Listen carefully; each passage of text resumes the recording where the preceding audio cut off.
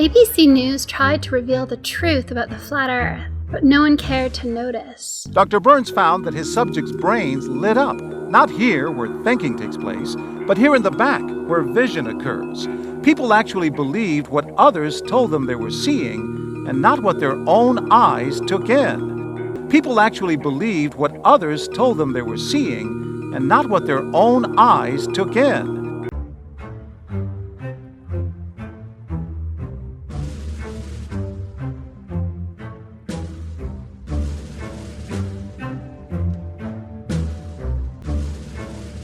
The gentleman in the elevator now is a candid star. These folks who are entering, the man with the white shirt, the lady with the trench coat, and subsequently one other member of our staff, will face the rear. And you'll see how this man in the trench coat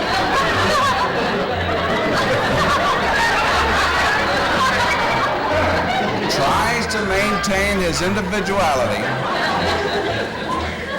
but little by little,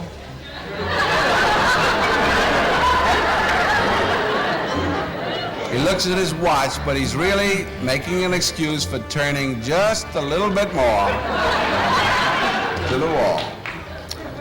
Now we'll try it once again. Here's the candid subject. Here comes the candid camera staff, 3 of them at least.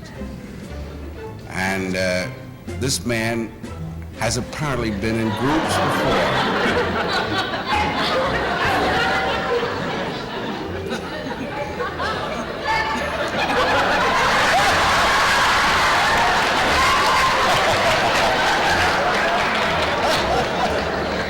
Now, here's a fella with his hat on in the elevator. First he makes a full turn to the rear and Charlie closes the door. A moment later, we'll open the door, everybody's changed positions.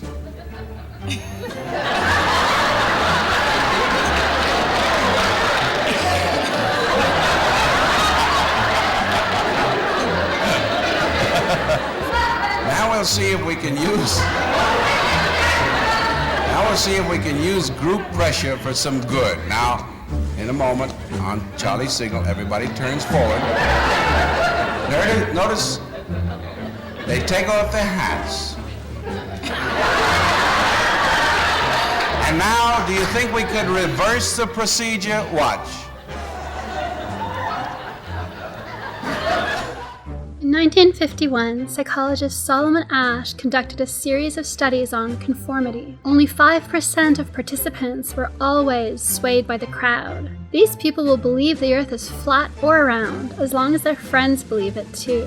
25% of the sample consistently defied majority opinion, like the people who are willing to say that the globe model of Earth just isn't right. It just doesn't fit the data. The rest conformed, but only some of the time. What was different in those who resisted conforming to what they knew was wrong? They had different levels of confidence and self-doubt, and they had a lower desire to be normal, or to be seen as normal.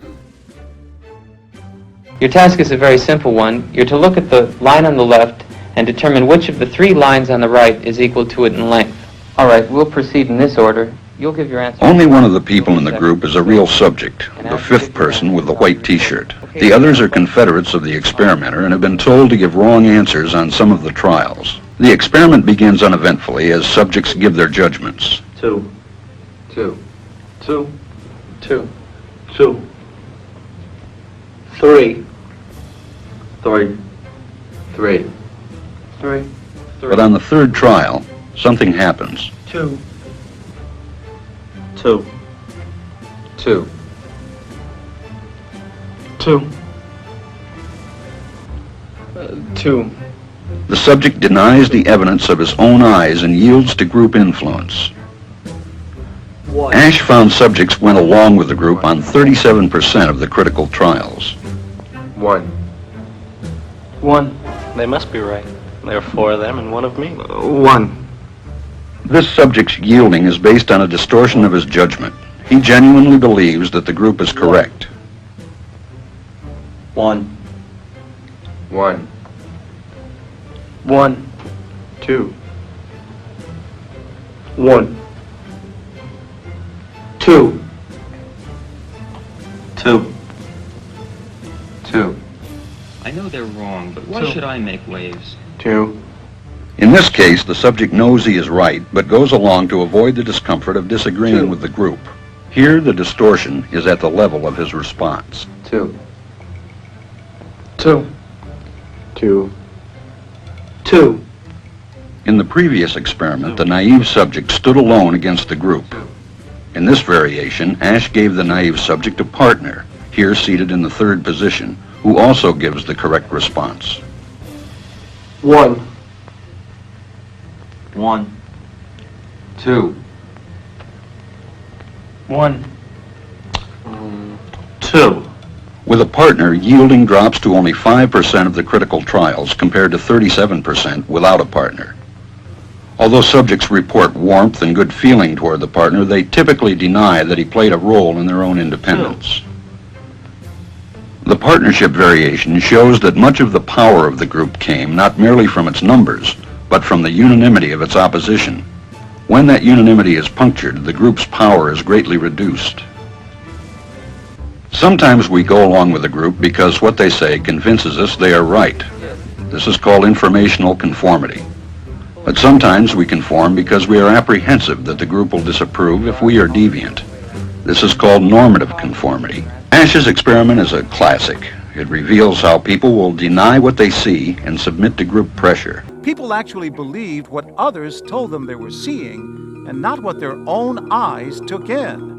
A 2015 survey of U.S. introductory psychology textbooks showed lies. The textbooks reported a misleading summary of the results as reflecting complete power of the situation to produce conformity of behavior and belief. No text mentioned that 95% of subjects defied the majority at least once, and most answers were given correctly in defiance of the wrong majority. Nearly all books failed to mention Ash's interview data, in which many participants said they were certain all along that the Confederates were wrong. These lies of omission and false conclusions were told to fit a narrative of obedience and conformity, to hide from people the truth. Humans can and do disobey immoral commands, and they do desire self-determination. Let's work together to be the best version of ourselves we can be. Let's support each other in finding truths about our world, about ourselves, and about the joy and meaning that are our birthright. Sparkle sound!